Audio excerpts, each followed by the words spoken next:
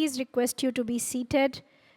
We do have more performance coming up for you all, so request you to please be seated. ದಿನವೇ ಶುಭ ದಿನವೂ ಇಂದಿನ ವಾರ ಶುಭವಾರ ಇಂದಿನ ದಿನವೇ ಶುಭ ದಿನವೂ ಇಂದಿನ ವಾರ ಶುಭವಾರ ಇಂದಿನ ಯೋಗ ಶುಭ ಯೋಗ ಇಂದಿನ ತಾರೆ ಶುಭ ತಾರೆ ಇಂದು ಶ್ರೀ ಪುರಂದರ ವಿಠಲರಾಯನ ನೆನಸಿದ ದಿನವೇ ಶುಭ ದಿನವೂ ಇಂದಿನ ದಿನವೇ ಶುಭ ದಿನವೂ ಇಂದಿನ ವಾರ ಶುಭವಾರ